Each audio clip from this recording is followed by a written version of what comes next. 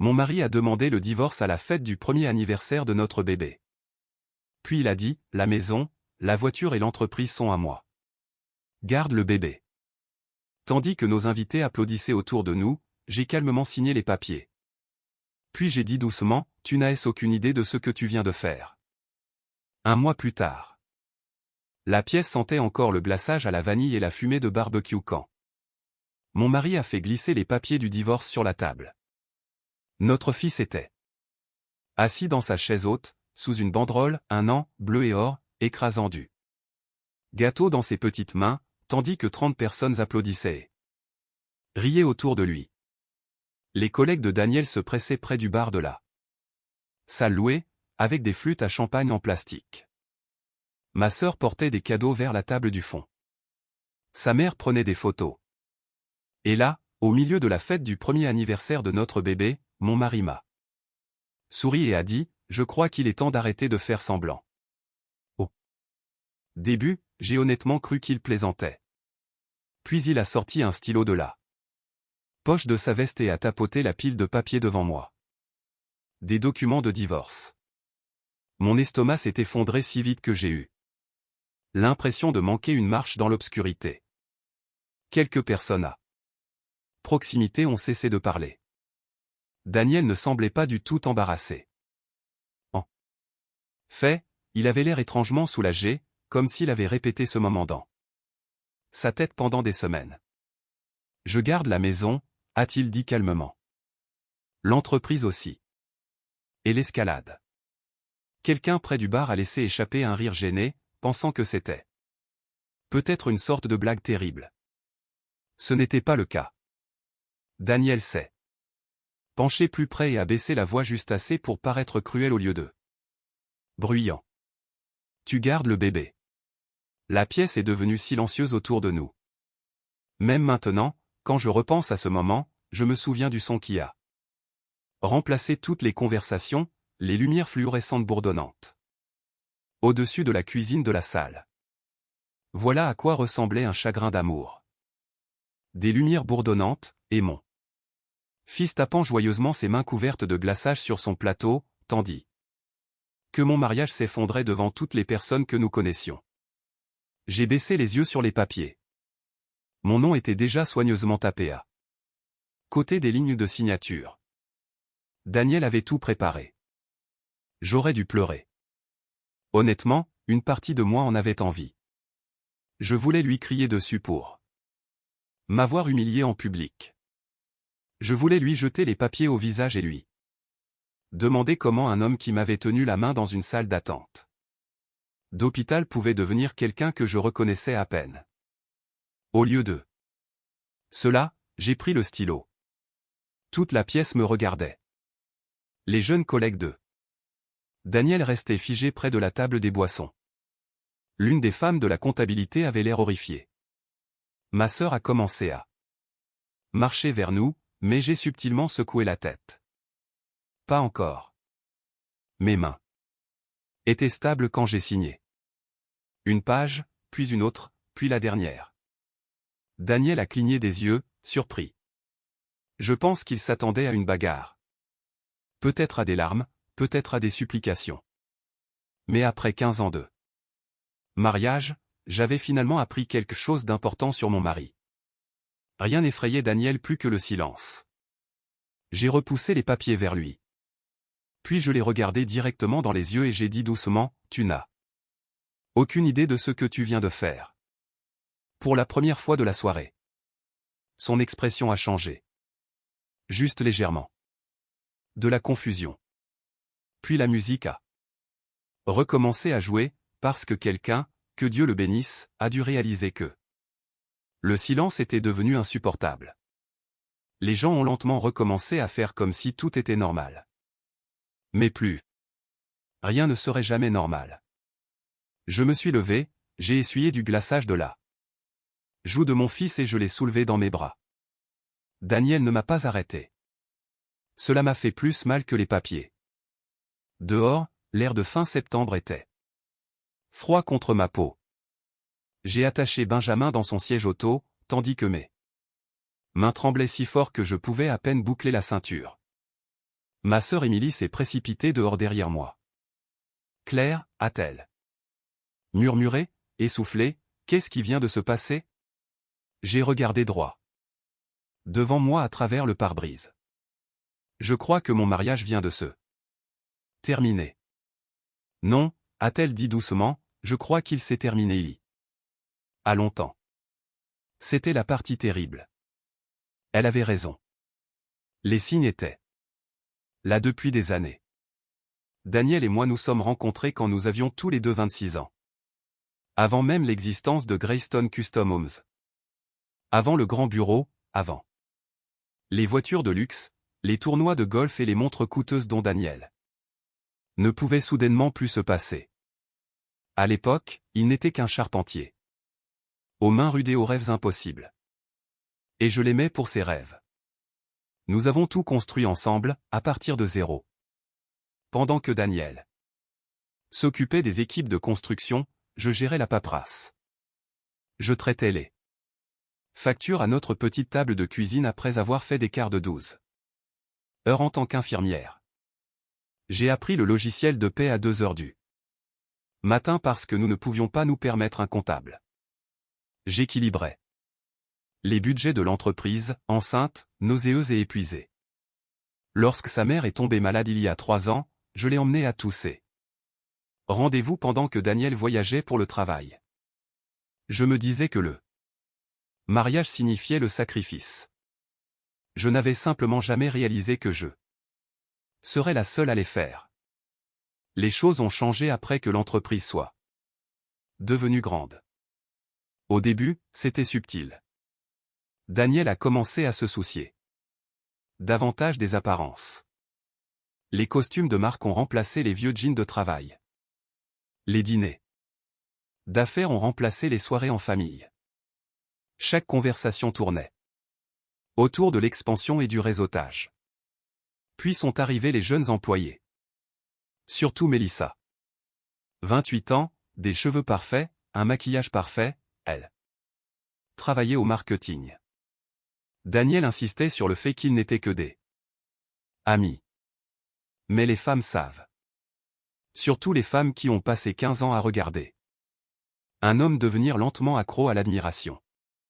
Avec le temps, j'ai cessé de me sentir comme sa partenaire. Je suis devenu un bruit de fond. La femme qui s'occupait des couches et des rendez-vous chez le médecin, tandis que Daniel posait pour des interviews de magazines sur le succès, self-made. Self-made. Ce mot me faisait rire amèrement chaque fois que je le voyais. Au moment où Benjamin est né, notre mariage était déjà fissuré en surface. Pourtant, je n'avais jamais imaginé que Daniel y mettrait fin publiquement. Ou cruellement. Ou pendant la fête d'anniversaire de notre fils. Quand je suis finalement rentré chez moi cette nuit-là, j'ai porté Benjamin dans la petite chambre d'enfant et je me suis assise dans le fauteuil à bascule à côté de son berceau.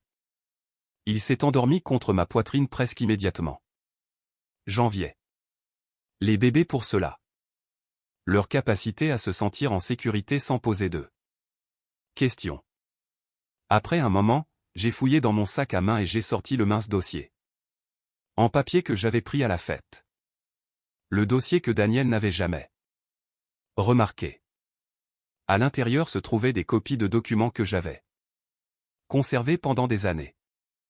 Les documents d'incorporation originaux. Les accords de propriété. Les signatures. Les pourcentages. Les fondations de tout. Ce que nous avions construit. Tout ce que Daniel croyait lui appartenir. J'ai regardé les papiers pendant longtemps, tandis que mon fils dormait dans mes bras. Puis, pour la première fois de la nuit, j'ai murmuré la vérité à voix haute. « Oh, Daniel, ai-je dit doucement. Tu aurais vraiment dû lire ce que tu as signé. » Le lendemain matin n'a pas ressemblé à un matin du tout. J'ai eu l'impression d'être entré dans une vie qui ne m'appartenait plus. Je me suis réveillé sur le vieux canapé lit de la maison de mon père, avec un torticolis, Benjamin dormant à côté de moi dans son lit de voyage. Le silence était si profond qu'il semblait presque exercer une pression dans mes oreilles. Pas de circulation, pas de notification, pas de Daniel. Juste l'immobilité. Pour la première fois depuis des années, je ne me suis pas réveillé en vérifiant l'emploi du temps de quelqu'un d'autre. J'existais simplement. Et puis la réalité est revenue. Les papiers du divorce. La fête, sa voix devant tout le monde. Je garde la maison, l'entreprise et les voitures. Tu gardes le bébé. J'ai fermé les yeux, mais cela n'a pas aidé. Car le pire n'était pas ce qu'il avait dit. C'était à quel point il lui avait été facile de le dire. En milieu de matinée, Émilie est arrivée avec du café et un sac de courses, comme si elle se préparait à la guerre. « Il faut que tu manges quelque chose », a-t-elle dit en le posant sur le comptoir de la cuisine.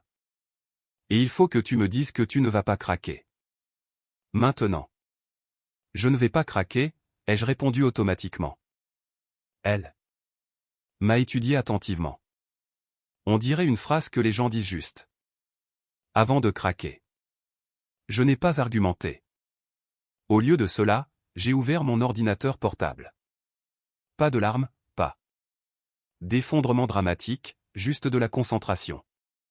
Le genre de concentration que j'utilisais pour survivre à des quarts de 12 heures à l'hôpital quand j'étais plus jeune. Je me suis connecté aux anciens fichiers de l'entreprise. Greystone Custom Homes avait toujours mes identifiants d'accès. Daniel n'avait jamais pensé à les supprimer. Cela seul me disait tout ce que j'avais besoin de savoir sur le peu de respect qu'il avait pour ce que je faisais réellement en coulisses. J'ai cliqué lentement sur les dossiers. Historique de paie. Contrat. Fournisseur. Déclaration fiscale. Document de prêt. Et puis je l'ai trouvé. L'accord d'incorporation original. J'ai eu le souffle coupé, non pas parce que je ne m'y attendais pas, mais parce que j'avais oublié à quel point tout avait été clairement écrit. C'était là, noir sur blanc. Greystone Custom Homes avait été initialement enregistré sous nos deux noms. Mais plus important encore, la structure de propriété majoritaire était liée à l'investissement initial en capital.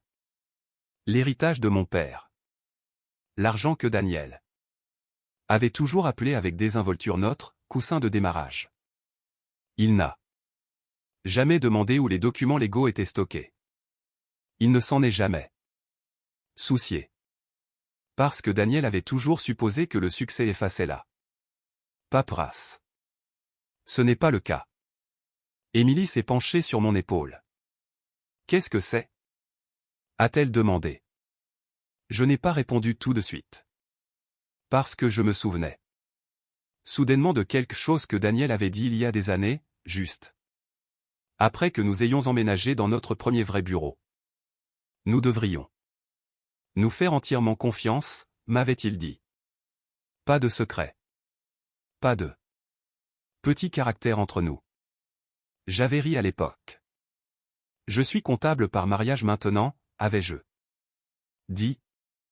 Les petits caractères sont ma langue d'amour. Il avait embrassé mon front et avait dit, c'est pour ça que je t'aime. À l'époque, cela ressemblait à un partenariat.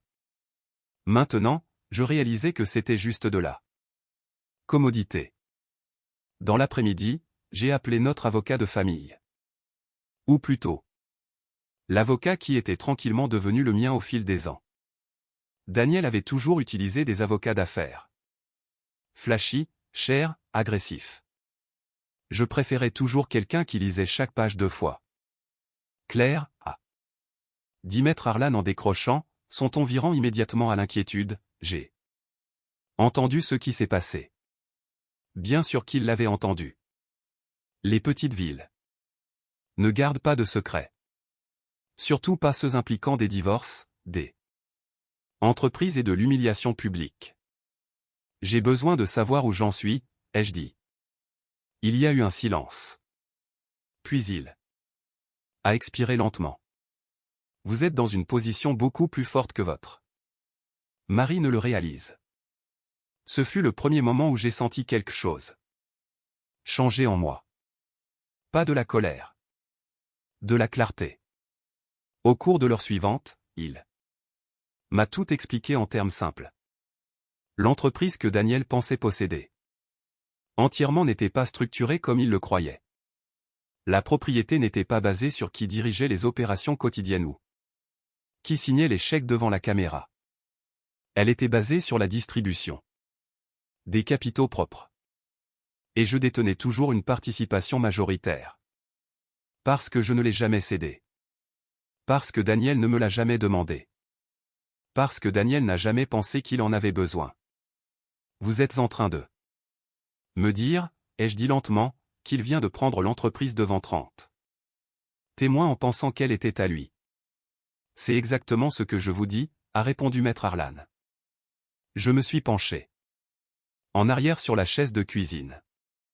Pour la première fois depuis la fête d'anniversaire, quelque chose en moi a cessé de trembler.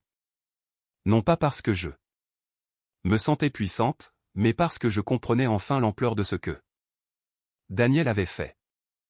Il ne m'avait pas seulement humilié. Il s'était exposé.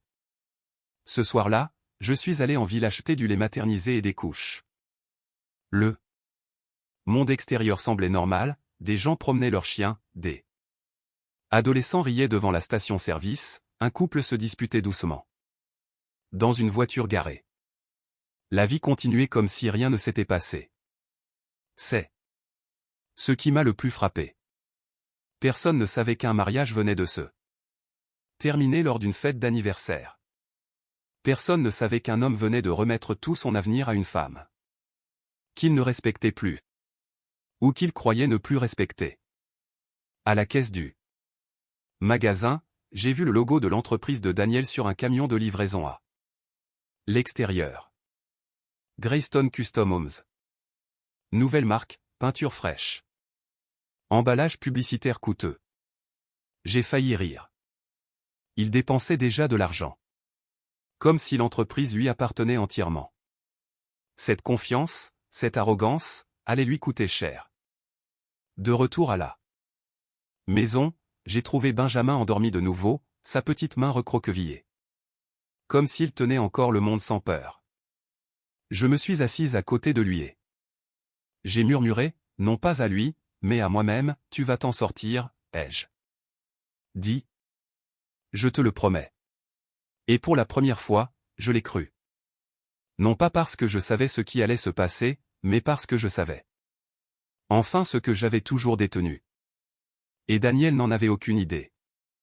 La première fissure dans la nouvelle vie de Daniel est apparue exactement 11 jours après la fête d'anniversaire. Au début, c'était petit. Une notification de paiement retardé. Puis une autre. Puis 3 fournisseurs refusant de livrer du matériel, à moins que les factures ne soient réglées à l'avance. Daniel appelait cela un frottement temporaire. Il croyait toujours que c'était les affaires comme d'habitude, juste une période difficile, un malentendu. Quelque chose qu'il pourrait aplanir avec confiance et charme. C'était la plus grande faiblesse de Daniel. Il croyait toujours que la personnalité pouvait l'emporter sur la structure. Mais la structure ne se soucie pas de votre confiance au téléphone.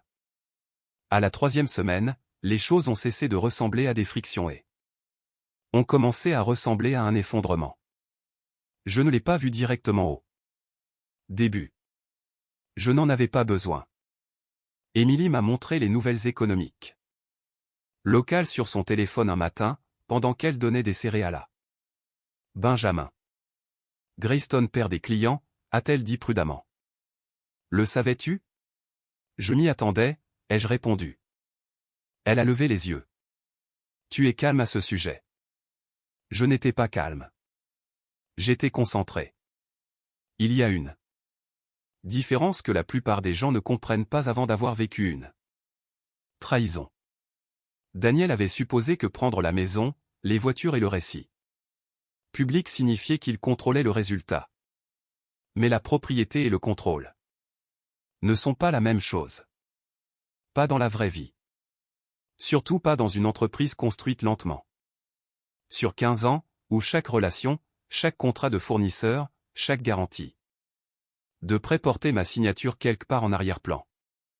À la fin de la 3e semaine, le conseil d'administration a demandé un examen financier d'urgence. Daniel, fonctionnant toujours sous l'hypothèse qu'il était le propriétaire incontesté, a immédiatement accepté. Ce fut sa 2e erreur. La première fut de croire que je le combattrais émotionnellement. La seconde, de croire que je ne le combattrais pas légalement. La 3e, de croire que j'étais impuissante sans lui. Le matin de la réunion d'examen, j'étais dans la cuisine à laver des biberons quand mon téléphone a sonné. C'était Maître Arlan. Ça se passe aujourd'hui, a-t-il dit. Je sais. Vous n'avez pas l'air nerveuse. Je ne suis pas nerveuse. Ai-je répondu. J'en ai fini d'être nerveuse. Il y a eu un silence. Puis il a dit quelque chose qui m'a surprise. Bien, parce qu'il est déjà en train de perdre le contrôle. J'ai regardé par la fenêtre la rue tranquille. Je n'essaie pas de le détruire, ai-je dit. Je sais, a-t-il répondu. C'est ce qui rend cela si difficile pour lui. À midi, Daniel était assis dans la salle de conférence du siège de Greystone Custom Homes. Le même bureau où il avait autrefois pris des photos brillantes pour un magazine local. Souriant devant des plans encadrés comme un homme qui avait tout construit seul. Mais aujourd'hui, l'ambiance était différente. Pas de photos.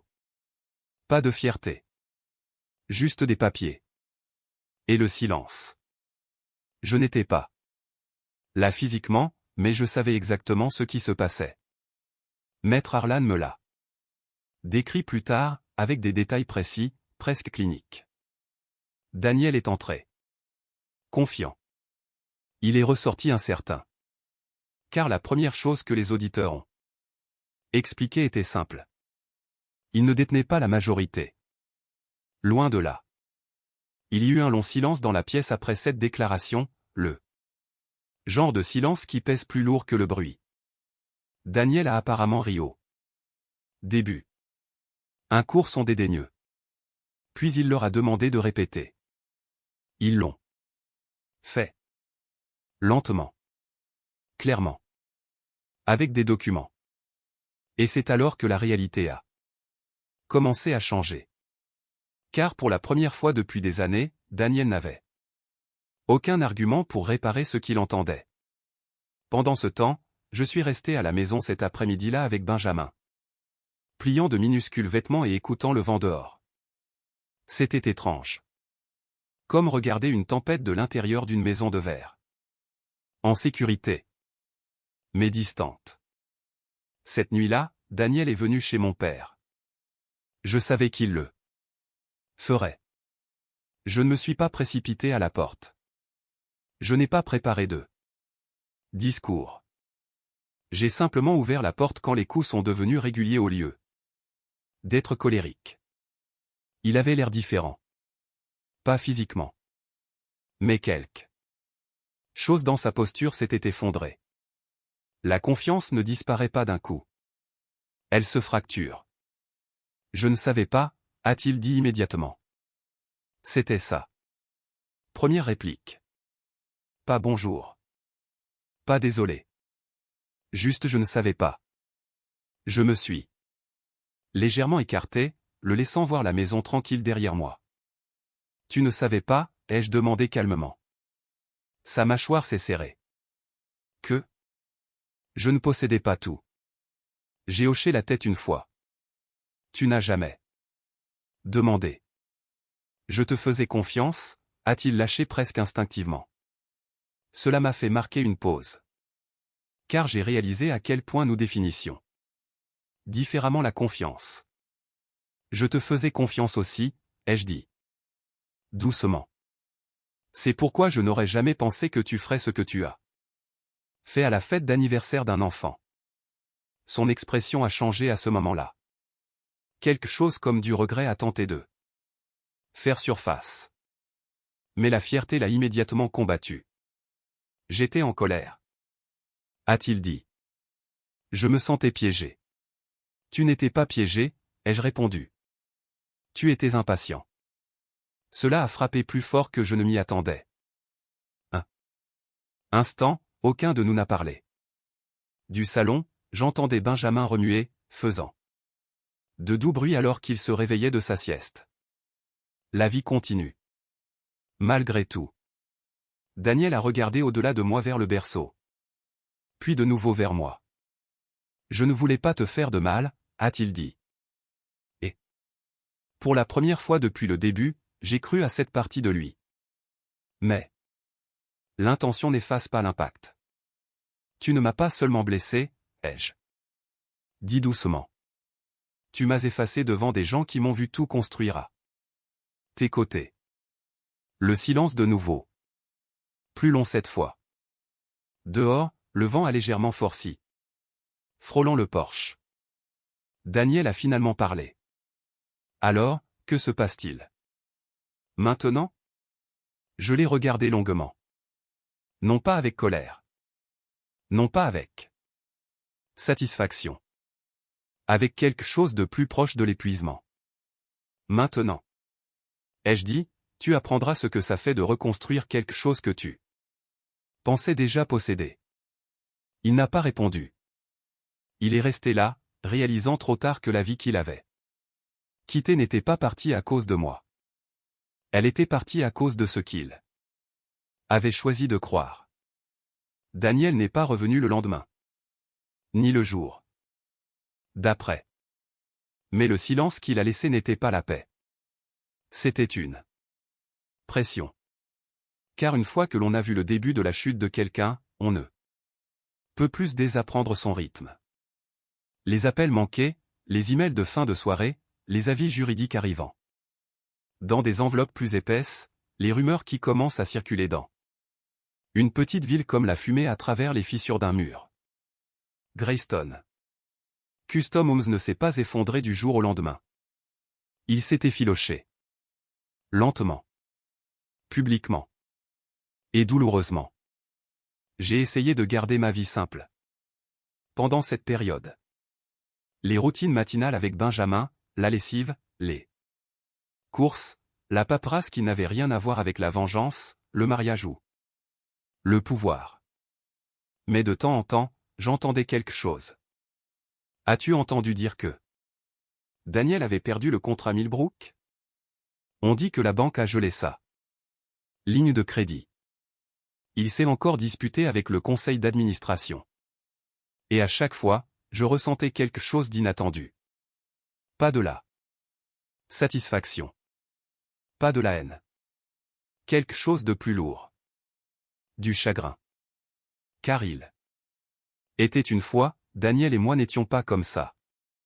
Nous étions fatigués, fauchés et pleins d'espoir, comme le sont toujours les jeunes avant que la vie ne leur apprenne à quel point l'espoir peut être fragile.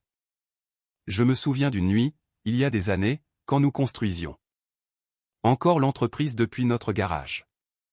Nous avions mangé des plats à emporter. Bon marché sur le sol, car la table de la cuisine était ensevelie sous les factures. Daniel s'était adossé au mur, épuisé, et avait dit, un jour, nous regarderons en arrière et nous rirons. Je l'avais cru. Vraiment. Mais le succès ne détruit pas les gens d'un coup. Il change la direction de leur attention. Et l'attention de Daniel s'était lentement éloignée de nous, de la maison. Loin du partenariat. Vers l'admiration. Vers la validation. Vers les gens qui lui disaient qu'il était impressionnant au lieu de lui rappeler qui il était. Autrefois. Mélissa faisait partie de ce monde. Je l'ai rencontrée correctement. Une seule fois, lors d'un événement d'entreprise auquel j'avais assisté par obligation, des mois avant le divorce. Elle avait souri poliment, mais il y avait quelque chose de répété dans son sourire. Comme si elle avait déjà appris à être vue sans être questionnée. Daniel l'a présentée avec désinvolture. La dame du marketing, a-t-il dit. Pas Quelqu'un qui travaille avec nous. Pas un membre de l'équipe. Juste là. Responsable du marketing, comme si les titres suffisaient à expliquer la proximité. Je me souviens de la façon dont il la regardait quand il pensait que personne ne le remarquait. Ce n'était pas de l'amour. C'était une évasion. C'est ce que je comprends plus clairement maintenant. Daniel n'est pas parti parce qu'il a trouvé quelqu'un de mieux. Il est parti parce qu'il a trouvé quelqu'un de plus facile. Quelqu'un qui ne lui rappelait pas qui il était autrefois. De retour à la maison, j'ai commencé à recevoir des documents officiels. Pas des documents dramatiques. Pas des documents émotionnels. Des documents financiers. Des demandes d'audit. Des confirmations du conseil d'administration. Des avis aux actionnaires. Chacun renforçant tranquillement une vérité que Daniel n'avait jamais pleinement acceptée. Il ne contrôlait pas ce qu'il croyait contrôler. Maître Harlan a appelé un après-midi pendant que je pliais les vêtements de Benjamin. Il essaie de négocier, a-t-il dit. Avec qui? Ai-je demandé. Avec vous. J'ai marqué une pause. Dites-lui non, ai-je dit. Il y a eu un silence plus long au bout du fil. Claire, a-t-il dit prudemment, il propose des conditions de règlement. J'ai expiré lentement. Quel genre de conditions? Une pause. Tout ce qu'il pense que vous voulez. Cela m'a fait arrêter de plier. Parce que Daniel avait toujours cru que les problèmes pouvaient être résolus de la même manière que les affaires. Offrez assez d'argent. Offrez assez de contrôle. Offrez assez de compromis. Et l'autre personne cédera. Mais certaines choses ne sont pas négociables. J'ai regardé Benjamin jouer sur le sol avec un petit camion en plastique. Je ne veux pas de son argent, ai-je dit. Que voulez-vous, a demandé Maître Harlan. J'y ai réfléchi longtemps. Parce que la réponse honnête n'était pas la vengeance. Et ce n'était pas le pouvoir. C'était quelque chose de plus simple. Le respect. Pas le genre qu'on exige. Le genre qu'on perd quand on oublie ce que cela signifie de voir l'autre personne comme un être humain. Ce soir-là, Daniel est revenu. Cette fois, il n'a pas frappé fort. Il n'avait pas l'air en colère. Il avait l'air fatigué, d'une manière que je n'avais jamais vue auparavant. Comme quelqu'un qui avait enfin épuisé toutes les façons de faire semblant. Je ne peux pas arranger ça, a-t-il dit immédiatement après que j'ai ouvert la porte. Je n'ai pas répondu. J'ai essayé, a-t-il ajouté, j'ai tout essayé. Je me suis de nouveau écarté, le laissant entrer. Car j'ai réalisé quelque chose d'important. Ce n'était plus une confrontation. C'était une fin. Nous nous sommes assis dans la cuisine, où tant de moments de nos vies passées s'étaient déroulés. Pas des dîners romantiques. Pas de grandes conversations. Juste la vie ordinaire. Des factures. Du café. Le silence. Daniel s'est frotté les mains nerveusement. Je n'ai pas compris ce que je signais, a-t-il dit de nouveau. Tu n'as jamais demandé, ai-je répondu. Je te faisais confiance. J'ai secoué lentement la tête. Non, ai-je dit. Tu as fait confiance au fait que je ne serai jamais assez importante pour remettre en question. Cela l'a frappé plus fort que la colère. N'aurais jamais pu le faire. Parce que c'était vrai. Dehors, le vent soufflait doucement à travers les arbres, comme si le monde lui-même essayait de ne pas nous interrompre. Daniel a baissé les yeux sur la table. J'ai tout perdu. A-t-il dit doucement. Je l'ai étudié un long moment. Puis j'ai dit quelque chose que je n'avais pas prévu de dire. Non, ai-je répondu doucement. Tu as juste perdu ce que tu pensais posséder. Il a levé les yeux vers moi. Et pour la première fois, il n'y avait aucune défense dans son expression. Seulement de la compréhension. Et du regret. Mais le regret n'est pas la même chose que la réparation. Ni dans le mariage. Ni en affaires. Et ni dans la vie. L'hiver est arrivé tôt cette année-là. Le genre de froid qui s'installe dans les vieilles maisons en bois et y reste. Comme si les murs eux-mêmes se souvenaient de tout ce qui s'y était passé. Daniel et moi ne nous sommes pas remis ensemble. Pas de la manière que l'on attend des histoires comme celle-ci. Il n'y a pas eu de retrouvailles dramatiques. Pas de pardon soudain. Pas de baiser cinématographique sous la neige. Ce qui s'est passé a été plus lent. Plus ordinaire. Et d'une certaine manière plus réel. Nous avons appris à parler sans nous détruire mutuellement. Pour le bien. De Benjamin d'abord.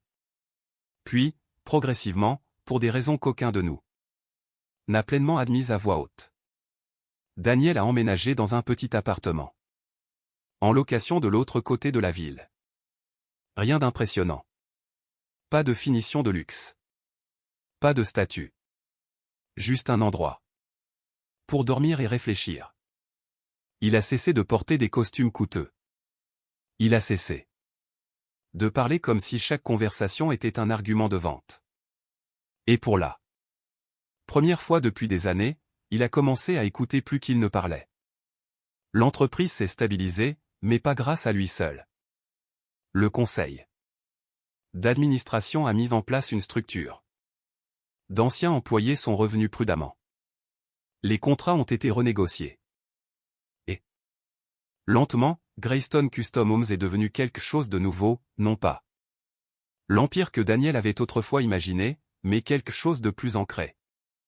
De plus durable, de plus honnête. Je suis resté impliqué, mais pas de la même manière qu'avant. Je n'étais plus la colonne vertébrale silencieuse. Je participais à des décisions qui exigeaient de la clarté plutôt que des sacrifices. Un après-midi, des mois après l'effondrement de tout, Daniel est venu chercher Benjamin. C'était un simple échange à la porte. Pas de tension. Pas de spectacle. Juste deux parents faisant ce qu'il fallait faire. Mais avant de partir, il a hésité. Je pensais, a-t-il dit prudemment, à ce que tu as dit ce jour-là. J'ai attendu. Tu m'as dit que je n'avais aucune idée de ce que je venais de faire. J'ai légèrement hoché la tête. Il a baissé les yeux sur Benjamin, puis de nouveau sur moi. Je pense que je comprends maintenant, a-t-il dit. Je n'ai pas répondu immédiatement. Parce que la compréhension n'efface pas les dommages. Mais elle change ce qui vient ensuite. Le printemps est arrivé tranquillement. Et avec lui, quelque chose d'inattendu. Un petit rassemblement dans le jardin. Pas une grande fête comme avant. Pas de salle louée. Pas de collègues. Juste la famille. Et quelques personnes qui étaient restées malgré tout, sans prendre parti.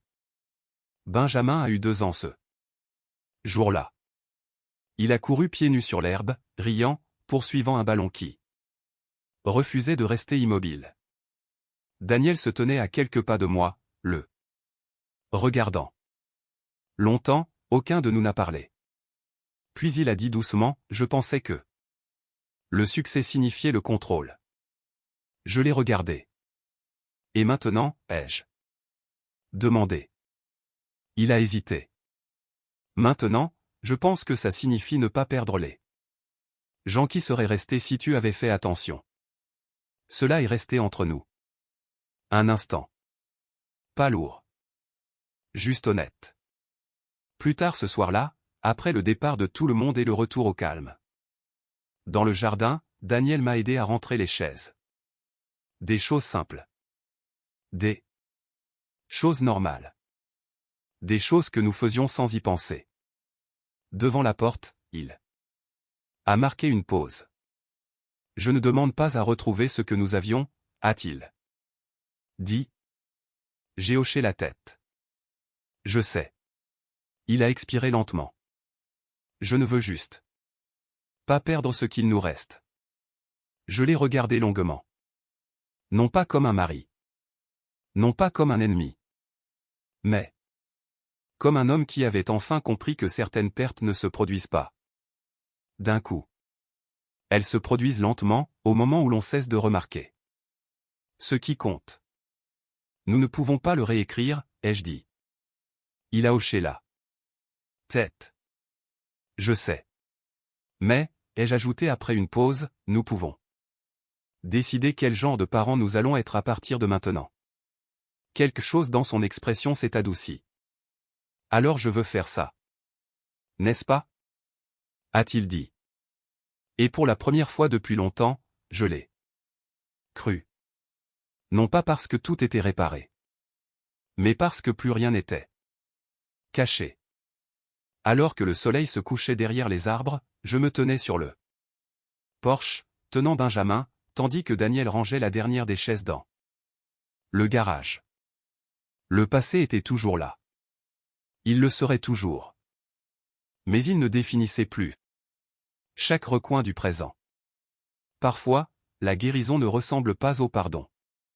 Parfois, elle ressemble à deux personnes apprenant à ne plus se faire de mal.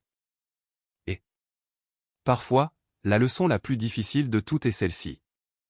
L'amour seul ne suffit pas à maintenir une famille unie. Mais l'honnêteté pourrait l'être. Si cette histoire vous a fait réfléchir à vos propres relations ou à quelqu'un en qui vous avez profondément fait confiance, n'hésitez pas à partager vos réflexions. Et si vous souhaitez d'autres histoires sur les secondes chances, la vérité est la force tranquille qu'il faut pour reconstruire une vie, vous pouvez rester avec nous. Parce que chaque fin n'est que le début de quelque chose d'autre. Fin.